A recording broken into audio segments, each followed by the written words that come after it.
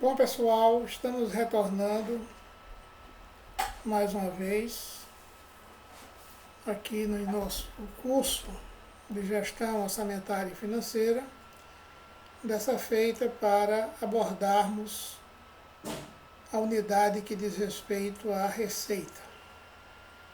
Receita pública são todos os ingressos de recursos financeiros nos cofres dos órgãos da administração pública, sejam do governo federal, estadual, distrital ou ainda municipal. As receitas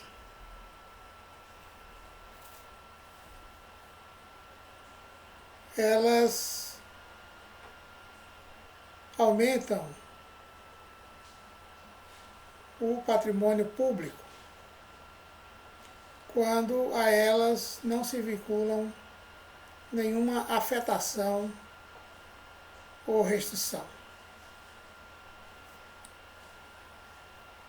Do ponto de vista orçamentário, as operações de crédito, cuja devolução, cujo pagamento, cuja amortização ocorre além do exercício financeiro em que ocorre o ingresso, elas são receitas. Todavia, elas oneram o patrimônio público porque elas constituem uma dívida da entidade pública que recebeu aquele ingresso de recursos decorrentes de uma operação de crédito. O mesmo ocorre, quer dizer, a afetação patrimonial, quando a receita decorre do ingresso de recursos originários resultantes da alienação de bens e direitos do patrimônio público. Há um ingresso de recursos que aumenta a disponibilidade, porém, há uma redução equivalente, em regra, resultante da baixa do bem. Se o bem estava registrado por 1.000 e, na verdade, ele foi vendido, alienado por 1.200, obviamente que a afetação patrimonial será de 1.000. Os 200 representarão efetivamente aumento dos recursos patrimoniais. Isso é verdade quando os bens e direitos estão registrados pelo seu valor real. Se eles não estão registrados pelo seu valor real, eu não posso assegurar que o ingresso de 1.200 e a baixa do correspondente bem pelo valor de 1.000 significou um ganho, porque se o valor real daquele bem fosse 1.500 e eu recebi 1.200, na verdade eu estaria contabilizando uma variação patrimonial passiva, uma perda de 300. Ok?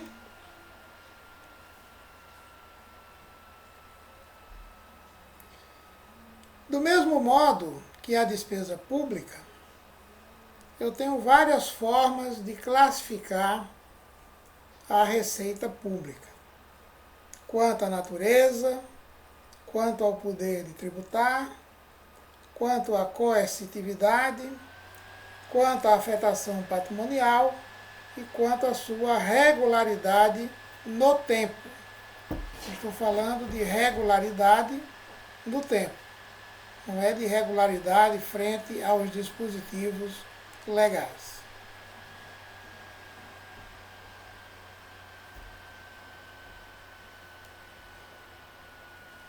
A receita, a exemplo da despesa, obteve na Lei de Responsabilidade Fiscal também um tratamento que nós vamos encontrar nos artigos 11, 12, 13 e 14 da Lei de Responsabilidade Fiscal. O artigo 11 trata de estabelecer como requisito para uma gestão fiscal responsável, a efetiva previsão, lançamento e arrecadação de todas as receitas vinculadas à capacidade tributária do ente público. A Constituição Federal, no capítulo que trata do Sistema Tributário Nacional, estabeleceu competências para a arrecadação de tributos e dividiu essas competências entre a União, os estados, o Distrito Federal e os municípios. Ora, essa capacidade tributária, ela não representa um direito da pessoa política, da pessoa pública. Ela é um dever. Ou seja, o exercício da capacidade tributária pelas pessoas jurídicas de direito público constitui um dever. Eu tenho o dever de instituir todos os tributos que estão dentro da minha competência tributária. Eu tenho o dever de, nos orçamentos anuais, fazer a previsão de arrecadação de todos os tributos que instituí. E eu tenho o dever, durante o exercício financeiro, de efetivar o lançamento do tributo, ou seja, a cobrança do tributo, e de buscar meios para a sua efetiva arrecadação. E quando esta arrecadação não acontece por meios, digamos assim, espontâneos, eu devo então mover as competentes ações administrativas e judiciais, buscando compelir o contribuinte para cumprir com a sua obrigação tributária. E quando eu falho nessas competências, nesses deveres, seja por omissão, seja por deliberada desídia, seja por prevaricar, ou seja, não proceder com os atos que a lei me impõe enquanto gestor, eu violo uma cláusula de responsabilidade fiscal. E o artigo 11 da Lei de Responsabilidade Fiscal trata exatamente deste dever e desta exigência para a responsabilidade fiscal. E no seu parágrafo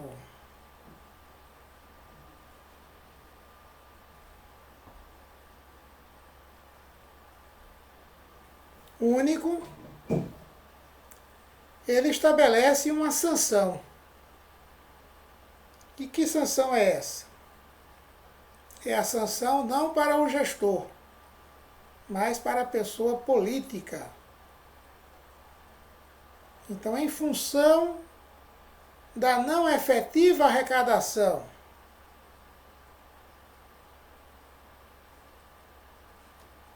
de impostos, o ente público pode ter bloqueada, suspensas, as chamadas transferências voluntárias de recursos.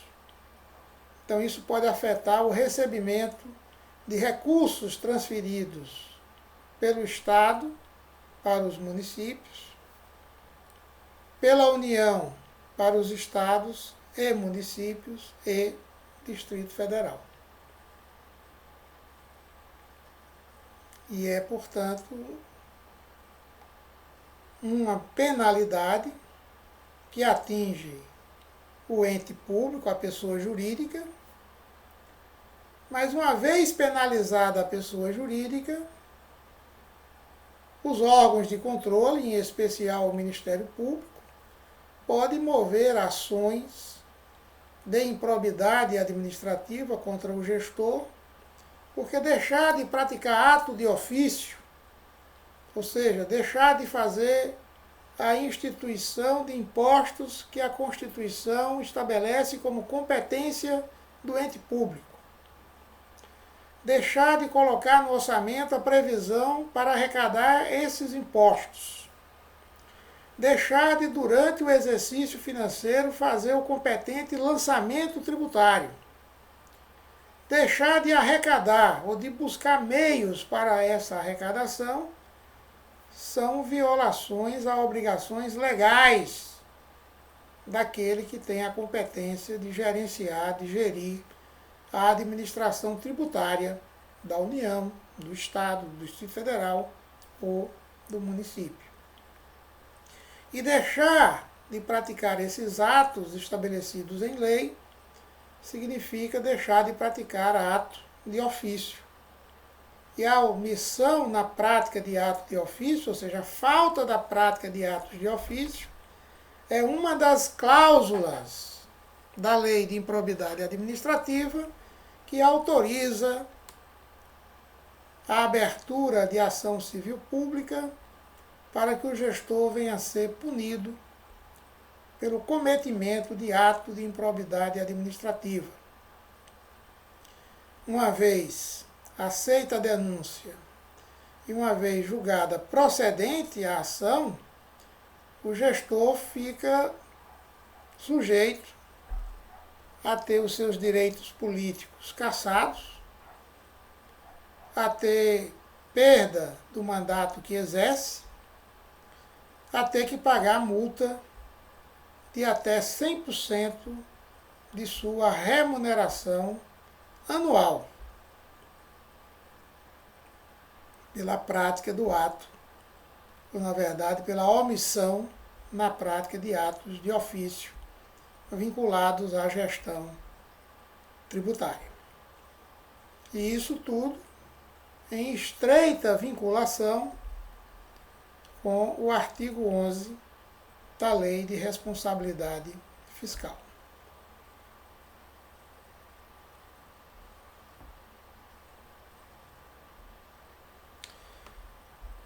O artigo 12 da Lei de Responsabilidade Fiscal trouxe, para o ordenamento jurídico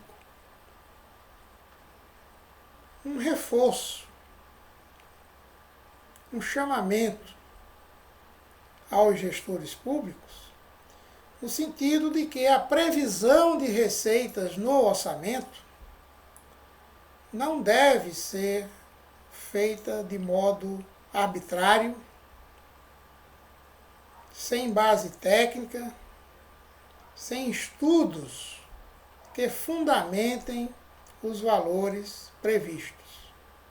Então é muito comum, principalmente na esfera municipal, orçamentos em que a previsão de receita está muito acima do que normalmente ocorre naquele município, sem que tenha havido nenhuma mudança legal ou econômica que justifique tal previsão.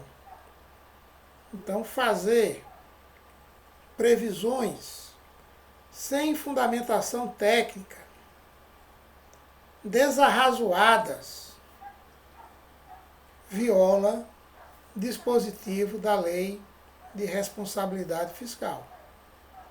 E violar um dispositivo da Lei de Responsabilidade Fiscal é algo que pode ser punido por ação civil pública de ato de improbidade e, em alguns casos, até por processamento por crime de responsabilidade. Porque se o orçamento público precisa ser equilibrado, e se eu construo esse equilíbrio com base em previsões de receita desarrazoadas, absurdas, arbitrárias, sem base técnica nem legal, eu estou tomando uma ação que vai de encontro, viola, na essência, o princípio do equilíbrio orçamentário, de forma material.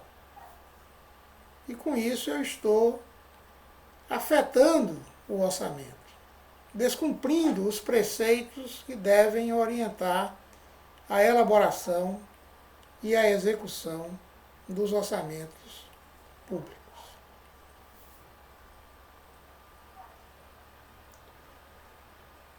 Ainda na Lei de Responsabilidade Fiscal,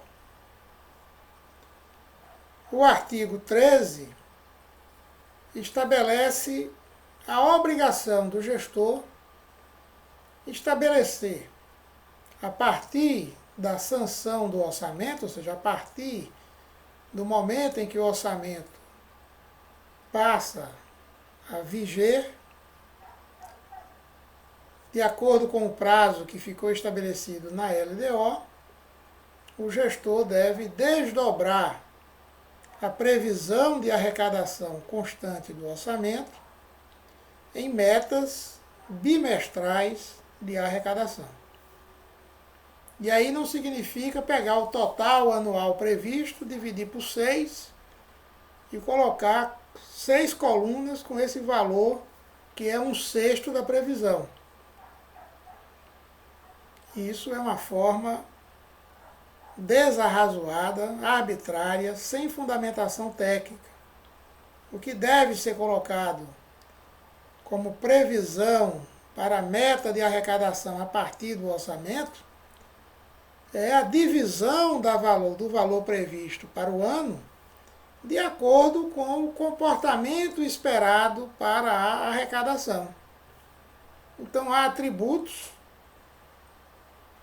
que, por sua natureza, eles têm uma certa sazonalidade. Outros, apesar de acontecerem durante todo o exercício, como são impactados pela atividade econômica, eles não têm uma distribuição uniforme ao longo do ano.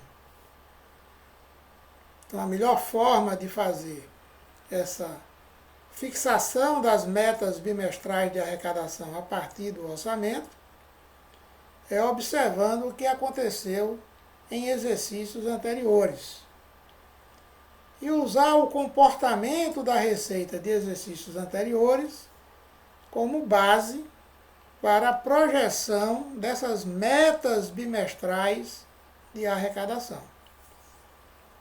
Uma vez fixadas essas metas bimestrais de arrecadação, durante a execução do orçamento, a cada 2 meses, por disposição constitucional e preceito contido na Lei de Responsabilidade Fiscal, o gestor vai elaborar o relatório resumido da execução orçamentária. Então, agora no final de fevereiro, completa-se o primeiro bimestre de 2020. Até o final de março, os governos federal, estaduais, municipais e do Distrito Federal deverão divulgar o relatório resumido da execução orçamentária do primeiro bimestre de 2020. E na hora em que esse relatório vem a público, por exigência, como exigência de regra de transparência na gestão pública, compete à administração comparar a arrecadação realizada com a minha meta bimestral de arrecadação, para verificar se a receita está se comportando dentro do esperado, acima do esperado ou aquém do esperado. Quando a receita se comporta aquém, portanto, abaixo do esperado, a Lei de Responsabilidade Fiscal, no seu artigo 9º, autoriza que o gestor imponha limites à execução da despesa, de modo a que uma arrecadação menor não venha impactar a execução orçamentária, tornando-a deficitária. A Lei de Responsabilidade Fiscal, no seu artigo 1º, parágrafo 1º, chama bastante a atenção de que o equilíbrio das contas públicas é uma condição de responsabilidade fiscal. A falta desse equilíbrio durante a execução do orçamento pode impor sanções ao gestor por descumprimento da lei de responsabilidade fiscal. E a própria lei impõe mecanismos que devem ser levados em consideração para se buscar, durante o exercício, o equilíbrio entre receitas e despesas. O artigo 14 da Lei de Responsabilidade Fiscal impõe restrições à chamada renúncia fiscal. Novamente, o triste exemplo do estado do Rio de Janeiro, que, segundo estudos divulgados em 2018, teria renunciado receitas da ordem de quase 100 bilhões de reais. E só em 2018 o déficit orçamentário alcançava cerca de 25 bilhões de reais. Ou seja, foi um déficit que não foi apenas uma resultante da crise econômica.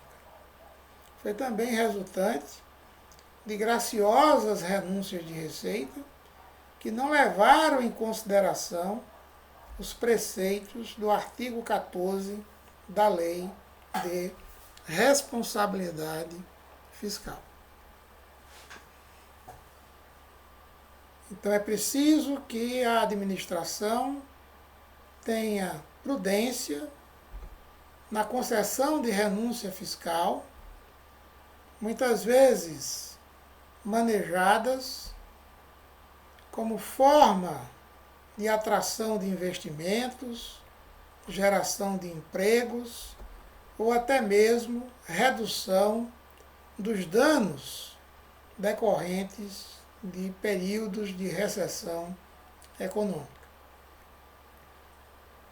Mas toda renúncia afeta a arrecadação. E se ela não tiver sido considerada na hora em que eu elaborei o orçamento, e se ela, ao ser concedida, vai afetar o orçamento do ponto de vista do seu equilíbrio, então eu só posso implementar esta renúncia se, nos termos do artigo 14, eu demonstrar medidas que compensem aquela renúncia. Ou seja, eu estou renunciando à arrecadação de um determinado tributo, mas eu estou tomando medidas ou de redução de despesa ou de aumento de outras receitas, de modo que aquela renúncia, aquilo que eu estou abrindo mão de arrecadar, não faça falta para a manutenção do equilíbrio da execução orçamentária.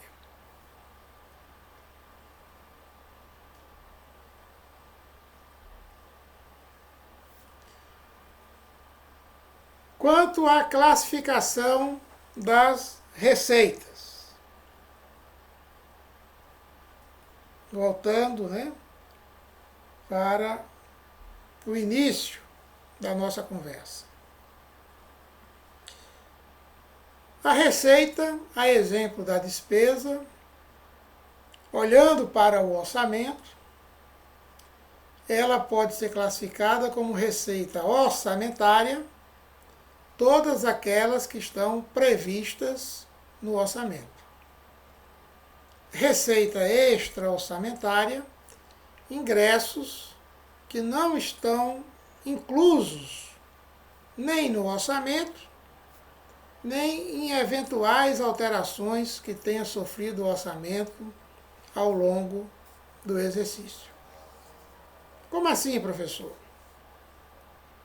Veja bem, do ponto de vista da despesa, o valor que está autorizado no orçamento representa um limite, um teto para o gasto. Do ponto de vista da receita, eu não preciso alterar o orçamento para arrecadar mais do que a previsão. O que eu arrecadar a mais do que a previsão, eu vou registrar como excesso de arrecadação. E posso utilizar esse excesso de arrecadação para aumentar a minha despesa via créditos suplementares ou especiais. Ou não. Porém, pode ser que durante a execução do orçamento, o Estado, por exemplo, venha a contratar uma operação de crédito que não estava prevista inicialmente. Então, uma operação de crédito foi autorizada ao longo da execução orçamentária, foi contratada e o Estado recebeu o ingresso daquele recurso. Então, neste caso, eu tenho uma nova receita a ser incorporada ao orçamento. E, normalmente, essa nova receita vai estar atrelada a um crédito adicional, para a qual aquele recurso será destinado como fonte para financiar aquelas despesas. Então, é possível, sim, alterar o orçamento em função do surgimento de novos ingressos quando constituem fontes de recursos novas. Quando a fonte de recurso não é nova, ela apenas está superando o valor previsto, eu apenas faço o registro, não preciso alterar o orçamento. O orçamento inicial continuará sendo o mesmo do ponto de vista da receita, quando eu tenho excesso de arrecadação. Mas a exemplo do que nós falávamos sobre a despesa, existem receitas extra-orçamentárias que, na verdade, não são receitas propriamente ditas. No final do ano, digamos que eu tenho uma despesa de 1.000, mas eu só paguei 900. Então, na verdade, só saiu do caixa 900. Mas quando eu elaboro o meu demonstrativo contábil, chamado balanço financeiro, balanço orçamentário, eu considero o total da despesa empenhada, 1.000. Ora, mas 100 não saiu do caixa, porque eu não paguei. Se esse 100 eu vou registrar como uma obrigação para o exercício seguinte, obrigação que eu vou denominar de restos a pagar, na hora de elaborar o meu orçamento, o meu balanço financeiro, eu registro esse 100 que não saiu do caixa como se fosse uma receita extra-orçamentária, apenas para equilibrar os ingressos e as saídas de recursos do ponto de vista financeiro. Então, toda vez que você olhar um balanço financeiro e encontrar lá na receita extra-orçamentária restos a pagar, aquilo não é de fato um ingresso de recurso material. É um artifício contábil para equilibrar o lado dos ingressos com o lado das saídas de recursos. Da mesma forma, se durante a execução orçamentária, no final do ano, eu paguei os salários e retive o imposto de renda, retive contribuição para a Previdência, retive consignações outras, que só vou pagar, só vou sair dos cofres públicos, né? Em janeiro do ano seguinte, aqueles recursos aparecerão no balanço financeiro como uma receita extra-orçamentária como depósito de diversas origens ou como consignações. Novamente, não se trata de ingresso real de recurso, mas apenas um registro contábil dando conta da manutenção nos cofres públicos de um recurso que eu contabilizei como despesa empenhada, mas de fato ainda não lhe entreguei ao seu verdadeiro dono. Ok? Bem, do ponto de vista da receita orçamentária, nós devemos, né, considerar que a receita orçamentária, ela hoje é classificada também como receita corrente, que é aquela que decorre do ingresso regular de recursos, ou de recursos que não estão vinculados a despesas de capital, desde a sua origem, ou que não se tratam de recursos obtidos por meio de alienação de bens e direitos pertencentes ao patrimônio público.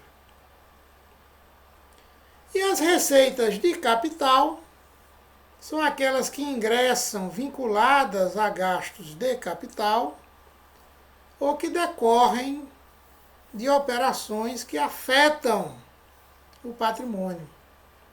São as operações de crédito, são as receitas obtidas com alienação de bens e direitos.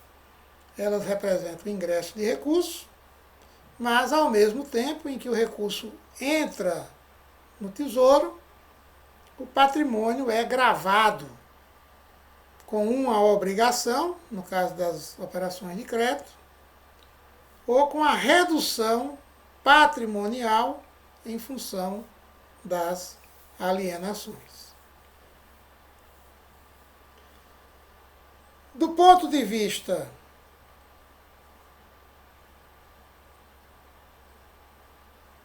da receita orçamentária, nós vamos ter as receitas tributárias, que são receitas correntes, que decorrem do exercício do poder tributário atribuído à pessoa jurídica de direito público. Nós temos as receitas de contribuições, também decorrentes de determinações legais, como, por exemplo, as contribuições previdenciárias e outras contribuições de intervenção no domínio econômico, como a CID, como a contribuição para financiamento da iluminação pública, no caso dos municípios. Nós vamos ter as receitas patrimoniais, que são receitas auferidas pela exploração direta do patrimônio público. Aluguel de imóveis, dividendos recebidos de estatais em função da participação que o Estado detém no capital societário das estatais, rendimentos financeiros decorrentes da aplicação no mercado financeiro das disponibilidades dos recursos em poder da administração. Nós vamos ter receitas agrícolas, se decorrentes da exploração de atividade agrícola do patrimônio público, né? Nós vamos ter receitas industriais, quando indústrias pertencentes ao patrimônio público vendem a sua produção. Nós vamos ter receitas pela prestação de serviços. Por exemplo, os concursos públicos, né? A tarifa que os concurseiros pagam, né, para se inscrever em concursos públicos são contabilizadas como receitas de serviços. Serviços que são a realização do concurso público. Nós temos ainda as transferências correntes, que são recursos transferidos por outras pessoas, públicas ou privadas. Entre as transferências correntes, as mais importantes são aquelas que decorrem de obrigação constitucional. Então, a nossa Constituição estabeleceu uma repartição da receita tributária da União em favor dos estados, Distrito Federal e dos municípios, e dos estados em favor dos respectivos municípios. Esses recursos que decorrem desta obrigação constitucional são transferências constitucionais, que quem recebe, recebe porque tem direito a participar da arrecadação tributária realizada por quem está transferindo o recurso. Nós teremos ainda as transferências voluntárias, que são entregas de recursos de uma pessoa para outra pessoa, a partir de convênios, acordos, ajustes. Temos transferências legais, como por exemplo as transferências fundo a fundo na área da saúde, que decorre da imposição legal da União ou do Estado transferir recursos para o cofinanciamento das ações de saúde realizadas por outros entes públicos pertencentes à federação. Nós teremos ainda outras receitas correntes, ou seja, nem são nenhuma dessas outras que nós falamos aqui. E nós temos as receitas de capital, que podem ser receitas de operações de crédito, receita de alienações de bens, mas também podem ser receitas de transferências, recursos que são transferidos de uma pessoa para outra, com a obrigação, desde a origem, de que aquele recurso seja empregado no financiamento de despesas de capital. Quanto ao poder de tributar, as receitas serão federais, quando a competência de instituir o tributo é da União. Estaduais, quando a competência for dos estados ou do Distrito Federal. Municipais, quando a competência for do município. Quanto à coercitividade, as receitas públicas se dividem em originárias, quando não decorrem de obrigações legais, constitucionais, e receitas derivadas ou de economia pública, quando são decorrentes da imposição do poder estatal à sociedade, compelindo a sociedade, os indivíduos, as pessoas jurídicas, a recolher as obrigações tributárias, as contribuições previdenciárias, sociais, etc. Quanto à afetação patrimonial, as receitas são aumentativas quando não afetam, quando afetam o patrimônio, acrescentando valores ao patrimônio. E permutativas quando o ingresso de recurso tem por contrapartida a criação de uma obrigação ou a redução de um item do patrimônio público.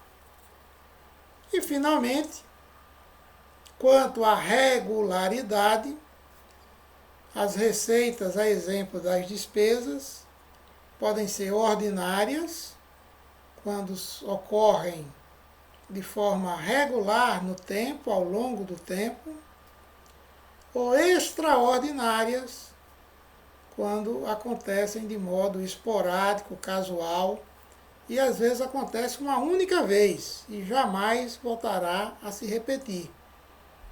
Então, quando um governo aliena o capital que lhe pertence numa estatal, vendido, não se tem mais o que vender em relação àquela estatal. Então essa é uma receita que é tão extraordinária que ela é singular.